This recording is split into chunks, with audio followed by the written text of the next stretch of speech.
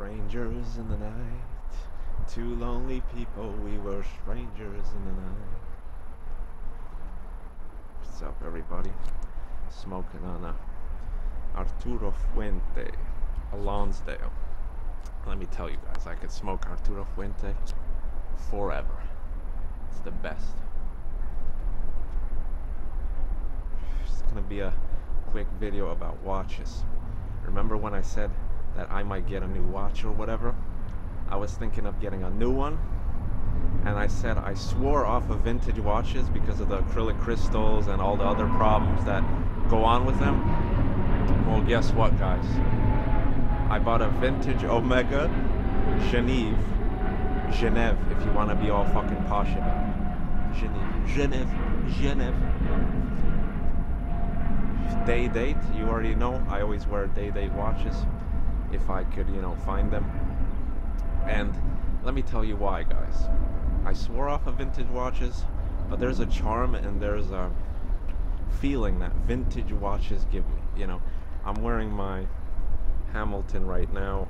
I put it on a Oxblood Fluco made in Germany band because my ideas are like, I'm looking for new watches, whatever, and I'm like, I really shouldn't spend more money on watches because I got like fucking 20 already, I should save that money and maybe go on a vacation to Japan, Thailand, whatever, Europe, whatever, right? But, it's an addiction, it sticks in the brain, like, all day, all night, that's all you think about. It's like, oh, fuck, that new watch. You look on eBay, you look here, you look there. It's like a dope fiend, like a heroin addict looking for his next fix. Before, I wake up thinking about watches all day. I go to sleep, and before I fucking fall asleep, I'm thinking about watches. I dream about watches. I wake up, I'm thinking about watches again. And until I buy, like, a new watch, it doesn't have to be a new, I just have to add something to the collection. So it could be a vintage watch for even 50 bucks.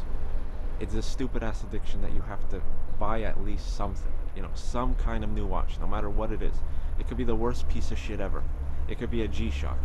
But there's a feeling that I need to get it, It's crazy. So,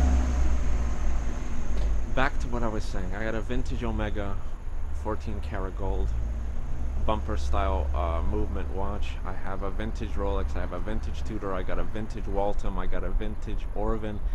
I got a whole bunch of vintage watches. And like I said, I sworn off of vintage watches because you could get a new Hamilton for $500, $600 sapphire crystal. But to me, it's like buying a new Hamilton is like buying a Honda. It's a reliable car. It's a good car. It's nice, but it's not a Benz. It's not a Benz. It's not a Rolls Royce. It's not a Lexus. It's not an Audi. You know what I'm saying? So it's fucking stupid. Yeah, I'll enjoy driving that Honda, whatever, but I'll enjoy driving the Benz better. You know what I'm saying? So it's the same thing with watches. I wear this Hamilton. I put it on a leather strap because it comes with a metal bracelet, and I put on a leather strap specifically, to like kind of renew the watch's appeal again. It's like, oh, when I put on a leather strap, maybe I'll like it more. I do like it. I love it. I do. But it's like, maybe it'll keep me away from those new watches that I want to buy. I'd rather spend $40 on a leather band than $4,500, whatever, 300 even on a new watch. You know what I'm saying? But it's like I'm saying, it's like driving a Honda. Even driving an old Benz, to me, would be better. It's all about that feeling. It's all about that look. A lot of vintage watches, they look very similar. They have the whole Bauhaus, whatever design, like the circular design, and they're usually smaller sizes. And you could get, vigilant or Audemars Piguet, or Omega or Rolexes or anything that are super vintage from like the 1950s. All of them are pretty much very similar. The vigilant will look almost identical to the Audemars Piguet. So it's just the feel and the look that some vintage watches give me that new modern watches can't give me. like the Omega Geneve that I have, well, that I bought, I didn't get it yet.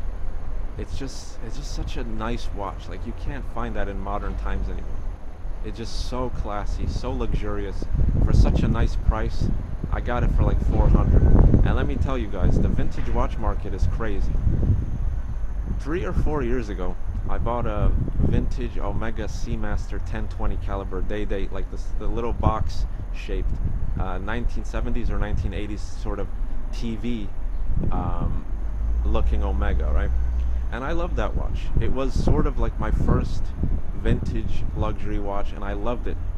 But you know, using it for daily use, you know, you smack something, you bang something, whatever, the movement started to go a little bit fast. I tried to adjust it in the movement, it wasn't working, and then sooner or later it was a day-date watch, so sooner or later the days, like Monday, Tuesday, whatever, it didn't want to flip, so I had to do it manually, and it was getting some problems, right? I bought that watch for $250 on eBay. It worked fine, you know, it worked fine. It started having some problems, you know, after smacking it around for a while, but I really regret selling that watch. I sold it for like, I think, $350. I bought it for $250, I sold it for $350.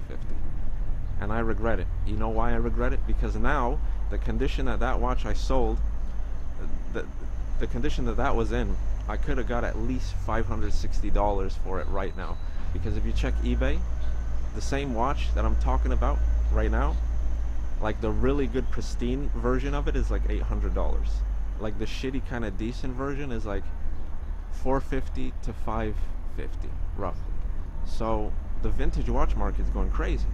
You can make a profit on this stuff if I was smart enough to save those watches. This is why I'm going to save every fucking watch that I get. I don't think I'm going to sell any, whether it breaks or whatever. I could always service it, and I think I'm going to save it because it's worth it. $250. Now I could sell it for $550. Crazy, huh? So anyway, just a little update. Haven't made a video for a while, and just telling you guys that I got back into fucking vintage watches. I'm looking for an Elgin, like a sort of a square-shaped Elgin, $120, whatever. You can't get that in modern times anymore. You want a modern square watch? Okay. You could get a Hamilton, you could get an Oris, whatever, rectangular watch. But it just doesn't have that same feel, people. It doesn't have that same feel. It sure has a sapphire crystal. It has a water resistance. It's more durable, whatever. I just don't know. To me, luxury, like when you get an Omega Geneve, you feel that luxury. When you get like a new Oris or Hamilton, it's like you kind of feel the luxury here and there, but it's kind of like, meh, it's kind of mid-range. Like I said, it's like driving a Honda. I'd rather be driving an old Benz than a new Honda. It's as simple as that. That's just the type of person I am. So getting back into vintage watches, and I'm gonna see what I can do with that, you know, because the majority of my watches in my collection are vintage anyway. And fuck it, it's gonna be a daily watch. You know, it's the Omega Geneve that I'm gonna get now is gonna be a daily watch. I don't give a shit. If something happens, crystal breaks, you could probably replace the crystal for like 30-40 bucks. Something happens, whatever, servicing might be like, servicing by Omega will probably be like $500. So that's kind of, but a local watchmaker might take like 100, 150, you know. So it's worth it. It's worth it just to keep for collection's sake, you know. Because I was planning on buying Omega Speedmaster Man on the Moon, or another Omega, like a newer one for $3 grand, $4 grand. But then I thought to myself, it's like, it doesn't have that same appeal. It doesn't have that luxurious feel. I'd rather get like 10 Omega Geneves than a new Omega for 3 or 4K, you know what I'm saying? Anyway, people, peace out.